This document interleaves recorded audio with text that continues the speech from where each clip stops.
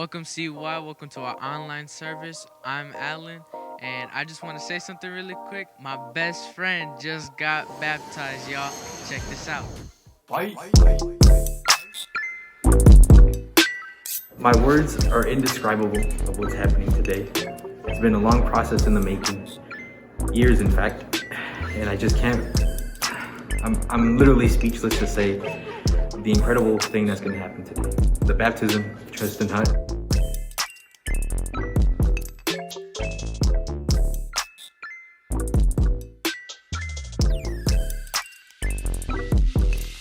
Estoy muy contenta, muy orgullosa de Tristan de que haya tomado la decisión de por sí solo querer bautizarse. Yo lo estaba esperando, yo siempre estaba orando por eso, pero no quería decirle que lo tenía que hacer, tenía que nacer de él.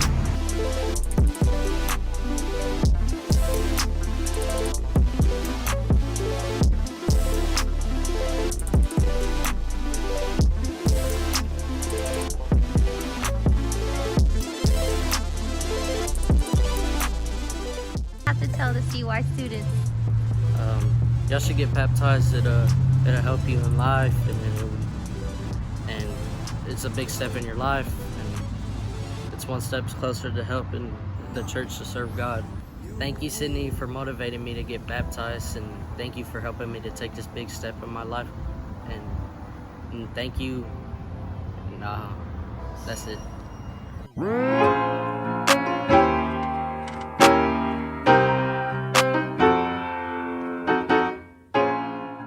Welcome, guys, to Family 2.0. This is the second week we'll be talking about Family 2.0 series, guys. Hey, today we are speaking about seeking your family.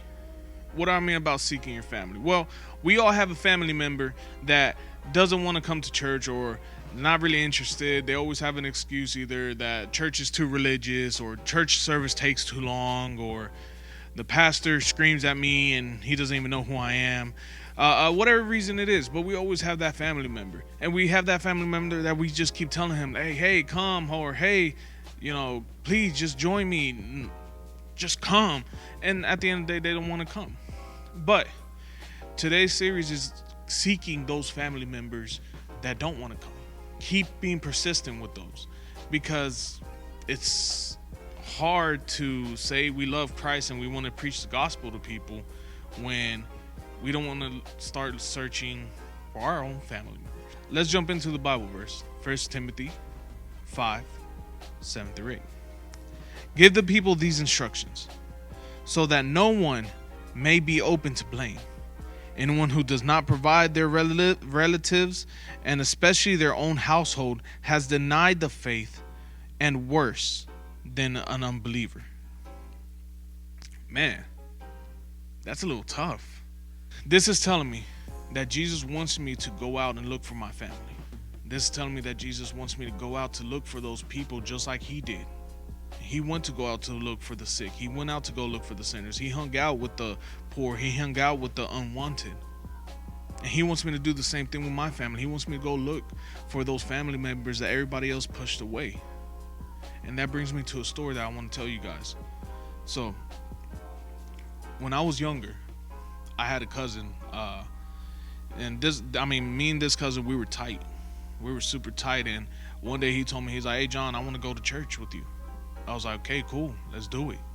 And he wasn't able to drive, so I took him with me. I woke up early in the morning. I went to go drive to his house. It was about a 30-minute drive. I came back to church. From church, took him back to his house, and went back to my house. But I didn't care. Why? Because I got to spend time with my cousin. I got to spend time with him, speak with him, tell him about Christ. He got here at church and he was doing everything all good. And then little by little, he started ghosting me a little bit. Used to call him the day before, 2 days before, 3 days before. It's sometimes the same day, and he never answered my text messages, never calls me. And then he calls me or texts me after service is over and tells me that he didn't see my phone call. It's okay.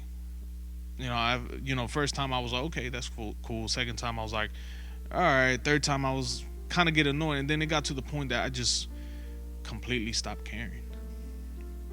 I just stopped looking for him. I stopped calling him. I stopped texting him. Then one day I got a phone call that from one of my family members, and they told me like, hey, Christian died. He got in a car wreck.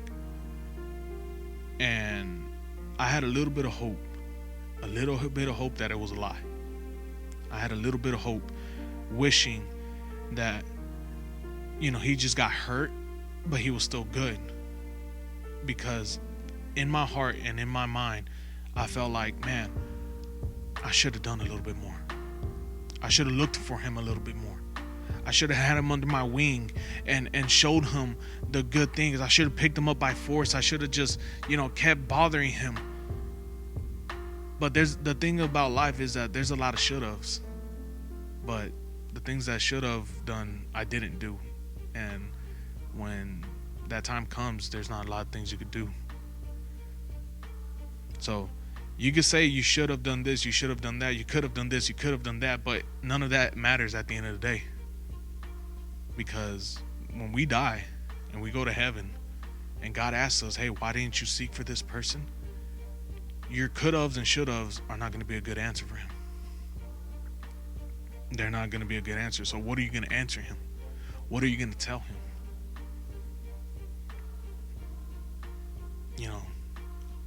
I tried, or, I did my best, but did you really do your best? So I got a question for you guys. When is it a good time to tell somebody, hey, I want you to go to church with me? Hey, I want you to know who Christ is the same way I know Christ. What are we worried about? Are we worried about getting laughed at? Are we worried about being bothered? Are we worried about being pushed away? Are we worried about being rejected? What are we worried about? Because those minor situations that make us uncomfortable are not worth the eternity of knowing, man, I could have done this, but I didn't. Now, when they told me my cousin died, one thing that was in my mind for, months is, I don't know if he went to heaven or he went to hell. I don't know. And that ate me alive. Because if I would have done a little bit more, maybe I would have been 100% for sure he would have been in heaven. But I don't know. I don't. And you might be telling me, man, Jonathan, everybody makes their own decisions. He's grown. They're grown. They can make their own decisions. They want to do it. That's all on them. That has nothing to do with me. Okay, I feel you. I understand you. I get what you're trying to say. It's just like the story of the Good Samaritan. He didn't have to help the man that was injured. He didn't have to. He did. He didn't have to bandage him up, take him somewhere so he could heal over there and pay for his stuff, but he did. He did because he cared about people. And Jesus wants us to do the same thing. We have to care about people. We have to care about not only our families, but everybody else. But we have to start with our family members. It's a whole lot easier to go out somewhere and talk to a stranger about Christ than speaking to our own family members, because the stranger, we're not going to see them again unless they come to church. And even when they come to church, you're going to be super happy because you see them there. But our family members, we're going to see them every single day. So we have more opportunities to talk to somebody about Christ in our own families than going to see a stranger. So I'm going back to my question. When is it a good time? When is it a good time to open your heart out to your family members and tell them straight up, I want you to come to church with me because I want you to feel what I'm feeling? But if we don't try, we're going to keep losing time. Romans 1:16, very famous verse that everybody knows. For I am not ashamed of the gospel, because it's the power of God that brings salvation to everyone who believes. So let us not be ashamed. Let us not be ashamed of spreading the gospel to our own family members. So if you're trying to talk to somebody about Christ in your family, and you're trying to show them who God is and the love that He is, first things first, you always got to go with love. Because when you do everything with love, people are going to know. And just like I said, it could go way right or way left, but people are going to know when you are being genuine with love and saying things with love. And when you say things with love and you tell the truth, they will come back to you. Second thing that you have to do is be consistent.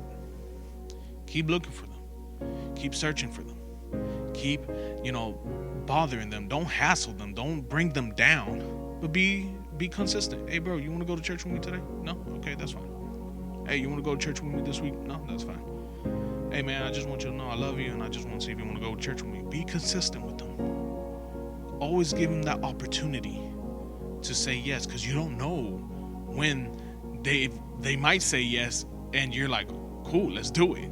You just keep that opportunity open. Be consistent. And third, always be available. Always be available when possible. When they send you that text message, hey, so what time does your church start? Send them that text message right then and there. Send them the link. Send them the YouTube page. Send them the Instagram. Send them all the information they need to know at that moment, because that little tiny spark of hope that they just opened up, you can use that and tell them, hey, it's at this time. It's at this day. We're doing it this. Hey, here's the YouTube video if you want to watch it. And just be available for them. They have any questions, and you might not know the answers, but find somebody that does. Those are the 3 tips I have for you guys. If you're the person that's trying to seek for somebody, I want you to write down in the comment section, be like, I want to be that guy, or I want to be that girl, or just say, I want to. And we'll all pray together. So write down in the comment section, just say, I want to, and write down their names. And we're going to all join together and pray together. Guys, I hope this helps you guys out this week. Keep praying, keep being strong. I love you guys, and we'll see you guys next week. Guys, that was an amazing word that our Pastor Jonathan brought to us today. If you're not connected to a small group, I encourage you to DM us on Instagram or Facebook so we can connect you to a mentor that can help you in your relationship with God. Also, follow us on Instagram and Facebook. And if you like this video, share it with a friend. Click like and also subscribe to see more preachings just like this one. See you next week.